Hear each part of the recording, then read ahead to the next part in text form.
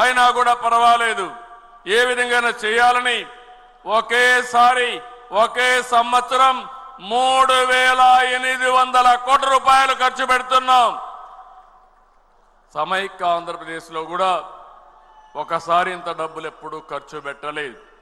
పోలవరం తర్వాత ఇంత డబ్బులు ఖర్చు పెట్టిన ప్రాజెక్టు హంద్రీ నీవా అని మీకు తెలియజేస్తున్నాను.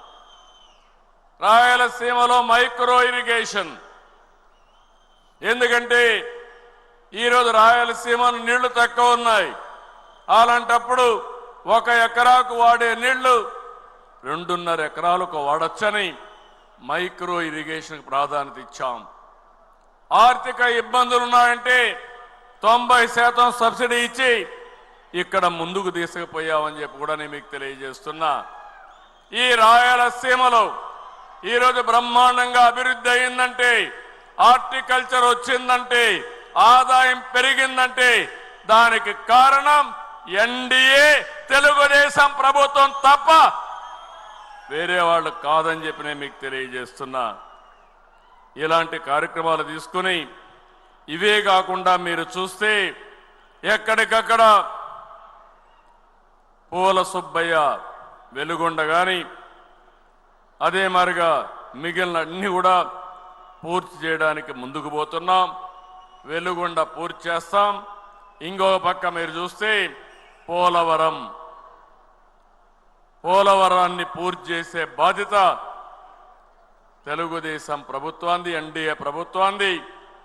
2027 డిసెంబర్ నాటికి వీలైతే జూన్కి పోలవరాన్ని పూర్తి చేసి జాతికి అంకితం చేస్తామని హామీ ఇస్తున్నాం.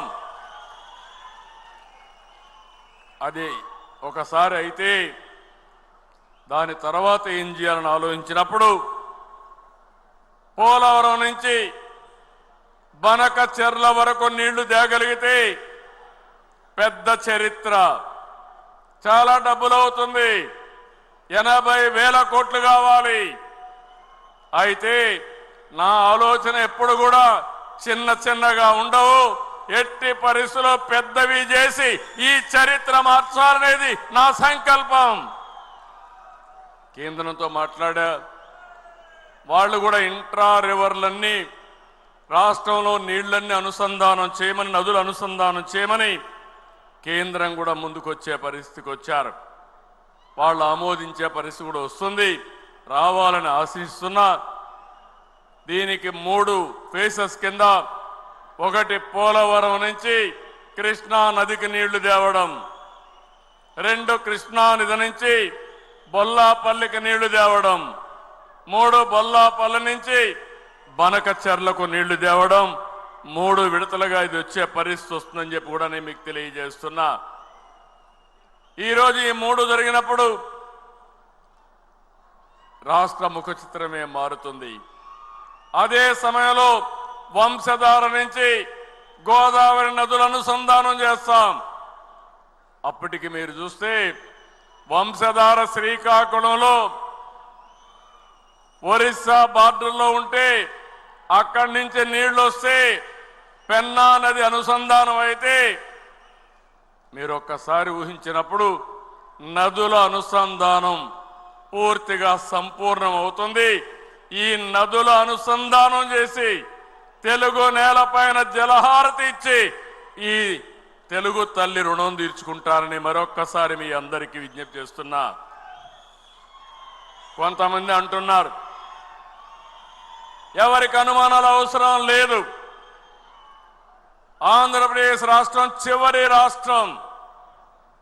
చివరి రాష్ట్రం కాబట్టి ఎక్కడ నీళ్లు వచ్చినా మన తర్వాత సముద్రంలోకి వెళ్తాయి.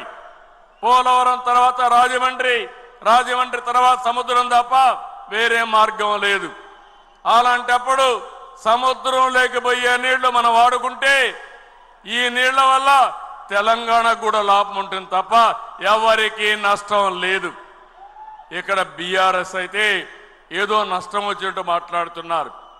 నేను ఆ రోజు కూడా ఏదైతే వాళ్ళు ప్రాజెక్టు కట్టినప్పుడు గోదావరి పైన నేను ఎప్పుడు కూడా అబ్జెక్ట్ చేయలేదు. నా ఆలోచన ఒకటి, తెలంగాణ కానీ ఆంధ్రప్రదేశ్ రాష్ట్రం కానీ నాకు ఎప్పుడు చెప్పాను, రెండు కళ్ళను ఆ రోజు చెప్పా, ఈ రోజు చెప్తున్నా, హైదరాబాద్ అభివృద్ధి చేసింది నేనే, ఘంటాపదంగా చెప్పగలుగుతాను. విభజన జరిగిన తర్వాత హైదరాబాద్ తెలంగాణ రాష్ట్రానికి చెందితే నేను గర్వపడ్డాను. ఈరోజు దేశంలోనే ఎక్కువ తలసరి ఆదాయం వచ్చే రాష్ట్రం